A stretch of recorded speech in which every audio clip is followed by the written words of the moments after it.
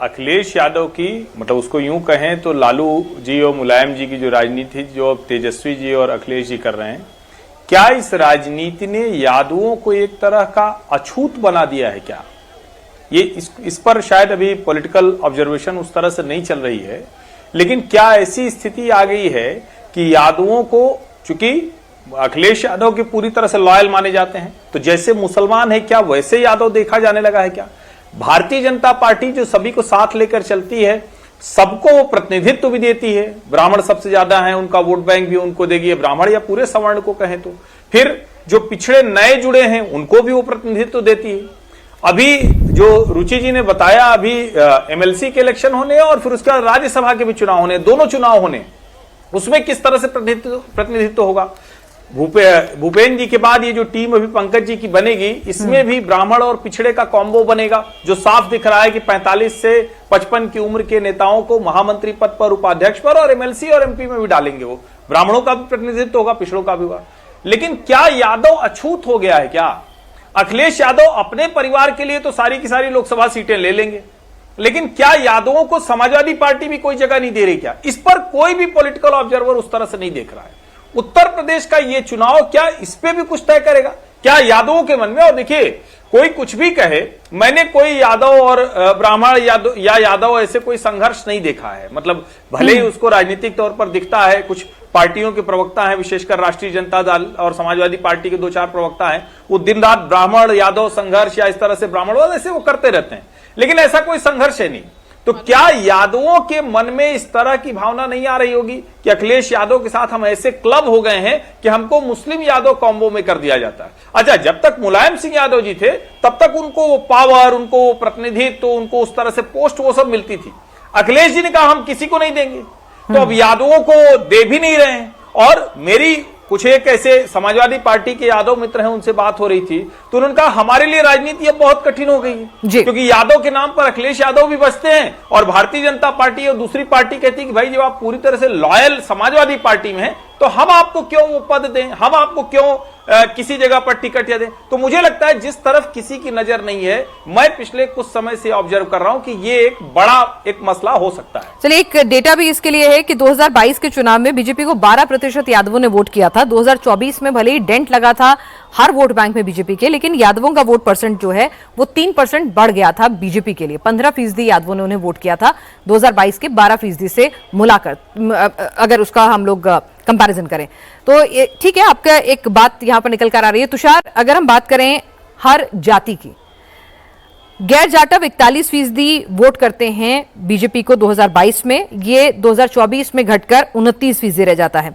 Kurmi 66% vote करते हैं BJP को 2022 में, 24 के चुनाव में 61% रिप्रेजेंटेशन होता है उनका वोटिंग में।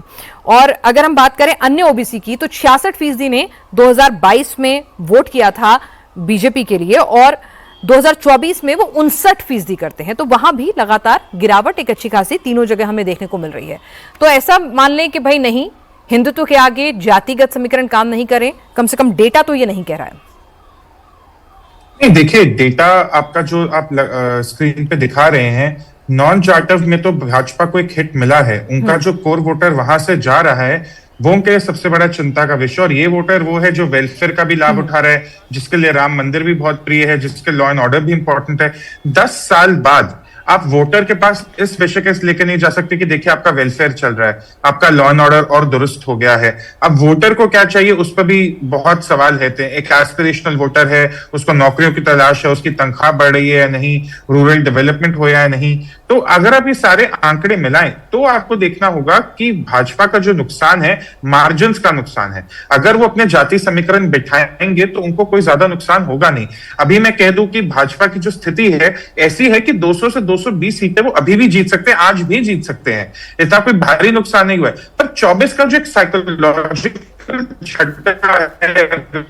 भाजपा की सोच दिखे बाकी इलेक्शंस में, वो साफ दिखाता है कि अब वो ये मार्जिन्स का भी रिस्क नहीं लेंगे। उनको 200, 220 या 250 का मैंडेट नहीं चाहिए, उनको 300, 310 का मैंडेट चाहिए। तो उसके लिए वो कोई कसर नहीं छोड़ने वाले। अगर वहां पर उन्हें लगता है कि एक असेंबली में ये जाति समीकरण बिठाना है, 400 में से एक असेंबली में ऐसा जाति समीकरण बिठाना है जहां नॉन जाटव को आगे करना है या नॉन यादव को आगे करना है या किसी यादव को भी आगे करना है, वो करेंगे। ठीक है, तो यहाँ पर हर्षवर्धन जी, अब इस बात को आगे हम आपके पास लेकर आए कि अखिलेश की बात करते हैं। आपने जो यादवों की बात शुरू की, जी आप कुछ कहना चाह रहे हैं पहले? दरअसल मैंने जो कहा ये थोड़ा सा मतलब मेरा अपना ऑब्जर्वेशन है। ये जो मैंने कहा, जिसको आपने कहा कि 22 से 24 में जो 12 से 15% हुआ, आप पूरे प्रदेश में स्थिति देखिए ना। क्या यादव मतदाता मुसलमानों के साथ क्लब होकर जो उसकी हिंदू आइडेंटिटी थी उसके जाने से वो कुछ विचलन में है क्या? उसके मन में कुछ प्रश्न आ रहे हैं क्या कि हमारी ये आइडेंटिटी ठीक है क्या? ये जो MY कॉम्बो कहा जाता है, हमको इसको थोड़ा देखना चाहिए।